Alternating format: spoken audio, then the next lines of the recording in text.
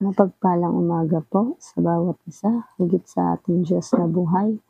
Ang ating verse ngayon ay Lucas chapter 13, verse 2 hanggang verse 9. Verse 2, at siya'y sumagot at sinabi sa kanila, "Inaakala ba ninyo na ang mga Galileyong ito ay higit ang pagkakamakasalanan kaysa lahat ng mga Galileyo dahil sa sila'y nangagbata ng mga bagay na ito?" Verse 3, sinasabi ko sa inyo, hindi, datapwat malibang kayo'y mangagsisi, ay mga mamatay kayong lahat sa gayon ding paraan.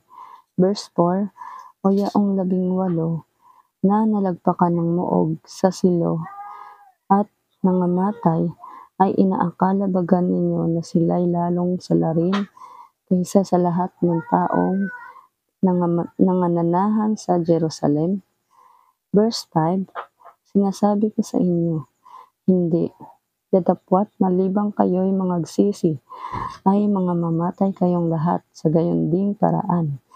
Verse 6, at sinalita niya ang talinghagang ito, isang tao ay may isang puno ng igos na natatanim sa kanyang ubasan, at siya'y naparoong humahanap ng bunga niyaon at walang nasumpungan.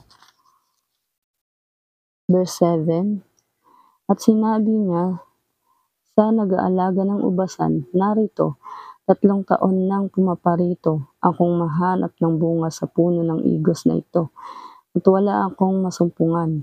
Putulin mo, bakit pa makasisikip sa lupa? Verse 8, at pagsagot niya ay sinabi sa kanya, Panginoon, pabayaan mo muna sa taong ito hanggang sa aking mahukayan sa palibot at malagyan ng pataba. And last verse 9, at kung pagkatapos ay magbunga, ay mabuti. Datapwat kung hindi, ay putulin mo.